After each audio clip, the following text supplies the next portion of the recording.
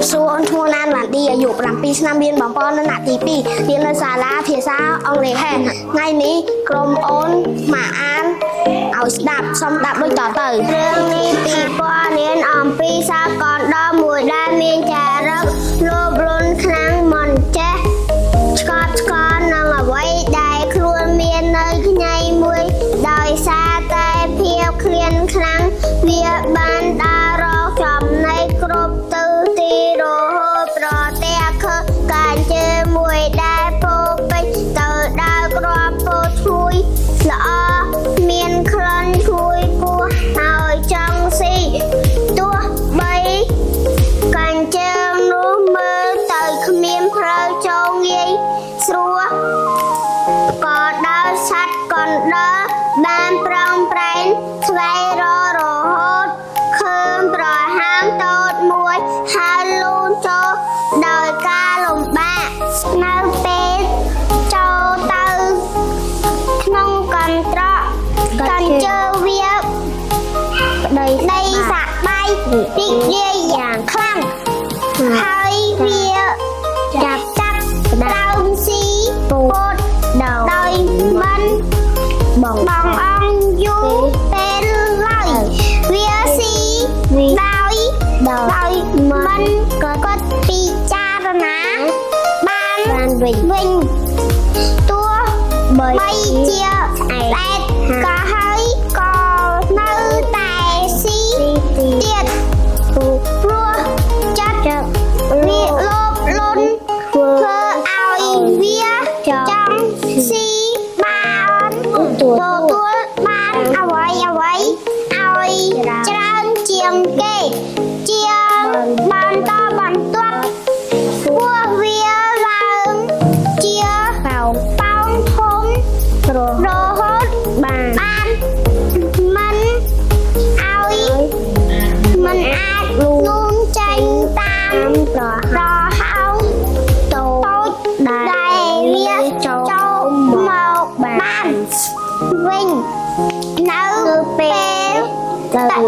ថាបដឹងថាខ្លួនជាប់ជាងវាបានប្រឹងប្រែងរូតចេញយ៉ាងខ្លាំងក៏តែមិនអាចវាធ្វើបានឡើយវាហើយខ្លាំងនឹងយំដោយអស់សង្ឃឹមខណៈនោះសត្វកណ្ដុរមួយទុំសាយមួយបានដែលត្រង់កាត់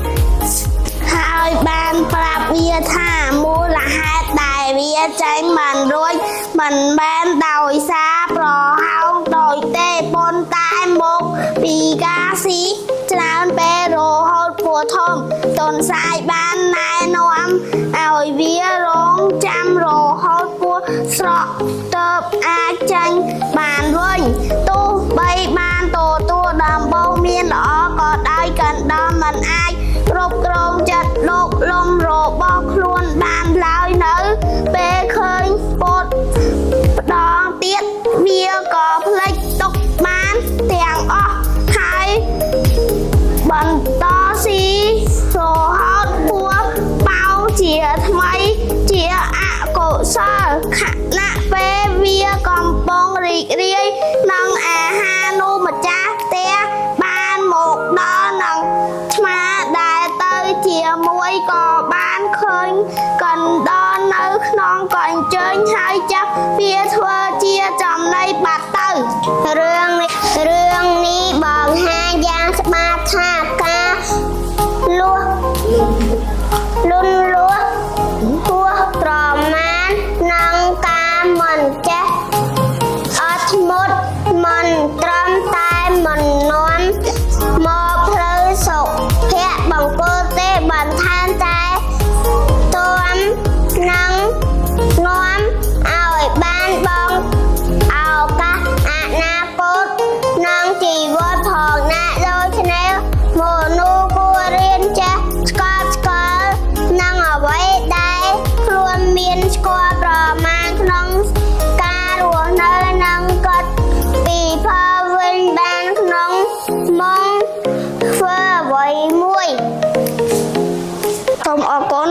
បានស្ដាប់វីដេអូក្រុមអូនសូមអ្នកទាំងអស់គ្នាដាក់ចំណងជើងរឿងនេះ